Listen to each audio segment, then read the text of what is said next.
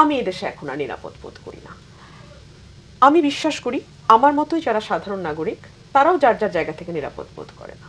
আপনি যদি ৫ তারিখে আমরা একটু পেছনের দিকে তাকাই, ৫ই অগস্ট শেখ হাসিনা যে মুহূর্তে পালিয়ে গেল তার পরপরই আমরা দেখলাম কারাগারগুলোর ফটক অটোমেটিক্যালি খুলে গেল।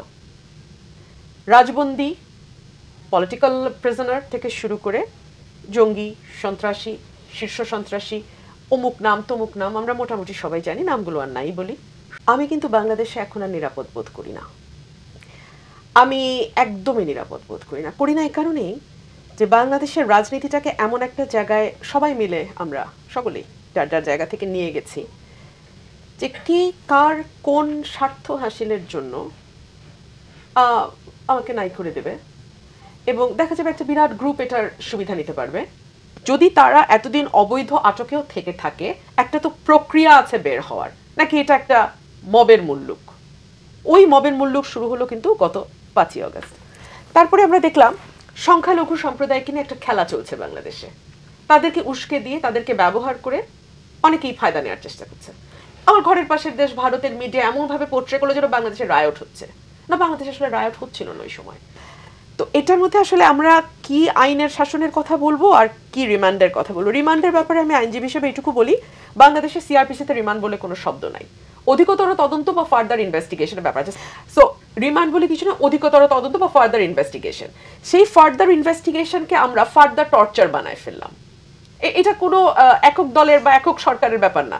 সকলে মিলে আমরা একটা অদ্ভুত রিমান্ড নামক শব্দ নিয়ে আসলাম, এবং চোর থেকে শুরু করে পলিটিশিয়ান পর্যন্ত যেই ওটার মধ্যে দিয়ে গেল তাকেই মারধরের শিকার, বিভৎস নির্যাতন। এবং এখন তো আদালতে আসলে আমি যতদিন প্র্যাকটিস করেছি আমি দেখেছি খোলামেলা আমরা বলতাম যে মালর্ড স্বীকারোক্তি নিয়েছে রিমান্ডে, মানে বোঝাই যায় যে ওই স্বীকারোক্তির আসলে কোনো মূল্য নাই। জজ সাহেবও জানে ওই স্বীকারোক্তির কোনো মূল্য নাই। তাহলে স্বীকারোক্তিটা নেওয়া হয় কেন রিমান্ডে নিয়ে?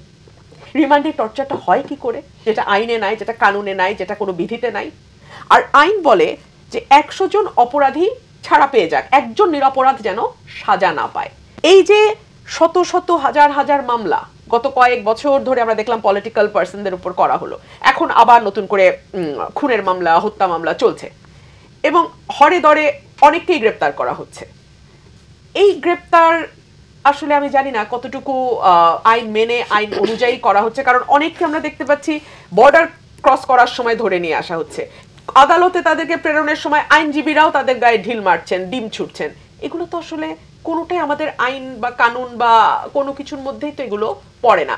মোটামুটি আমি দেখলাম ৫ তারিখের পর থেকে বাংলাদেশে যার যেমন খুশি, উনিও নিজেকে সমন্বয়ক দাবি করেন, আমিও নিজেকে সমন্বয়ক দাবি করি, আপনিও নিজেকে সমন্বয়ক দাবি করেন। মোটামুটি এটা এখন আমাদের সকলেই আমরা এক একজন শেখ হাসিনা, সকলেই আমরা প্রত্যেকে যার যার জায়গা থেকে এখন সর্বময় ক্ষমতা আমরা মনে করছি আমাদের হাতে চলে এসছে।